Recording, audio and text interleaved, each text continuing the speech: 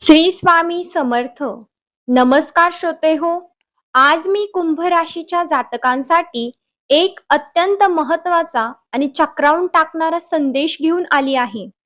पण त्याआधी मला तुम्हाला एक साधं आणि सोपं सत्य विचारायचं आहे. माणसाच्या आयुष्यात दुःख, चिंता आणि अडचणी हे असतातच, बरोबर ना? जगात असा एकही माणूस नाही ज्याच्या आयुष्यात कधीच कोणती समस्या आली नाही किंवा ज्याने कधी दुःखाचा सामना केला नाही. कधी आर्थिक चणचण, कधी आरोग्याची चिंता, कधी जवळच्या माणसांनी केलेला विश्वासघात, तर कधी अहोरात्र मेहनत करूनही हातात न उरणारे यश. माणसाला अनेकदा वाटतं की माझ्याच नशिबात एवढं दुःख का? मीच का नेहमी त्रासात असतो? जर तुम्हीही गेल्या काही काळापासून या मानसिक तणावातून जात असाल, रात्री शांत झोप येत नसेल आणि भविष्याची भीती वाटत असेल, तर थांब जरा. आजचा हा व्हिडिओ तुमच्या आयुष्यातील अनपेक्षित घडामोडींवरून पडदा उठवणारा ठरणार आहे. श्रोते हो, जेव्हा माणसाचे सगळे रस्ते बंद होतात आणि बाजूने संकटाचे ढग जमा होतात, तेव्हा एकच मार्ग माणसाला सावरतो. तो म्हणजे ईश्वराचा आणि स्वामींचा मार्ग. भिवू नकोस, मी तुझ्या पाठीशी आहे हे शब्द केवळ वाक्य नाहीत, तर लाखो भक्तांचा जिवंत अनुभव आहेत. जर तुम्हाला खरोखरच स्वामींवर निष्ठा असेल आणि या येणाऱ्या कठीण काळावर, संकटावर मात करायची असेल, तर आत्ताच्या आत्ता कमेंट बॉक्समध्ये पूर्ण श्रद्धेने 3 वेळा लिहा, श्री स्वामी समर्थ, श्री स्वामी समर्थ, श्री स्वामी समर्थ. कमेंटमध्ये हे नाव लिहितानाच तुमच्या मनातील निगेटिव्ह विचार आणि भीती दूर झाली पाहिजे. कारण जिथे स्वामींची कृपा असते, तिथे जगातील कोणतीही वाईट वेळ किंवा संकट तुमचे काहीही वाकडं करू शकत नाही. आता तुमच्या मनात प्रश्न आला असेल की, ताई, कुंभ राशीसाठी पुढील 72 तास का महत्वाचे आहेत? ज्योतिषशास्त्र यामागचं काय तर्क देतं? एक छोटं उदाहरण पहा. आपण जेव्हा रस्त्याने जात असतो आणि अचानक मोठं वादळ पाऊस सुरू होणार असतो, तेव्हा आकाशात काळे ढग जमा होतात. हवा बदलते.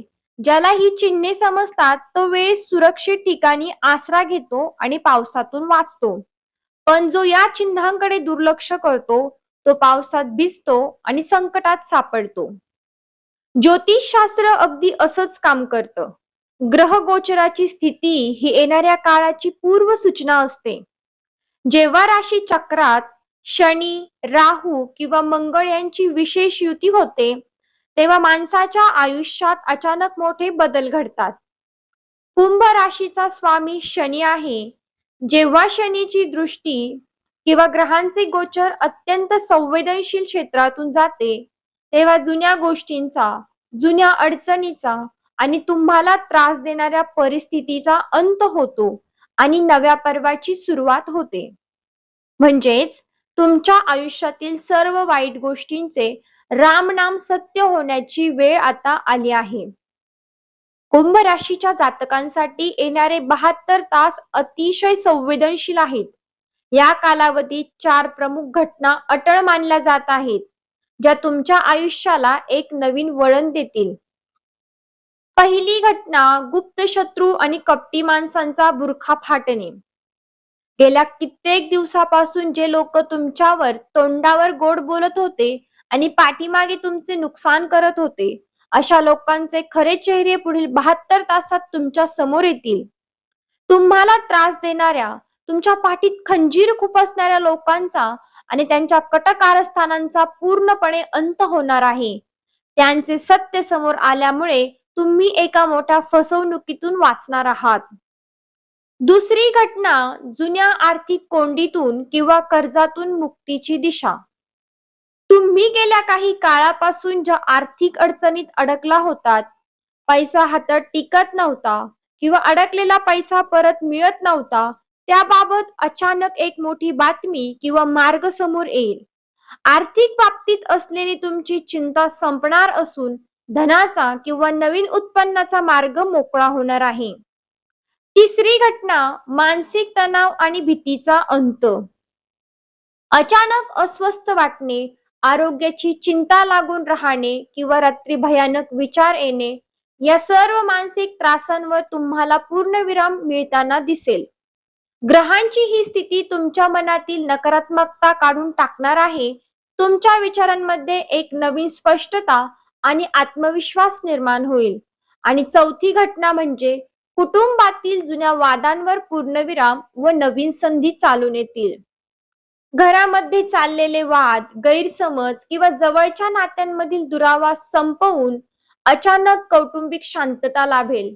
यासोबतच नोकरी, व्यवसाय किंवा करिअरमध्ये गेल्या अनेक दिवसांपासून रखडलेली महत्वाची कामे अचानक गती घेतील आणि तुम्हाला एक मोठी नवी संधी चालून येईल. पण श्रोते हो, लक्षात ठेवा, ग्रहांची ही आव्हानात्मक स्थिती असताना आणि हा बदल घडत असताना आपण स्वतः सावध राहणे आणि आध्यात्मिक बळ पाठीशी ठेवणे अत्यंत आवश्यक आहे.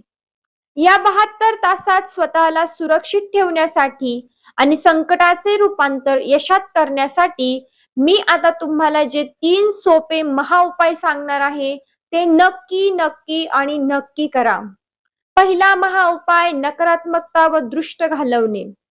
आज संध्याकाळी किंवा रात्री झोपण्यापूर्वी एका मातीच्या पंतीत 2 कापूर आणि 2 लवंग जाळा आणि त्याचा धूर संपूर्ण घरात फिरवा.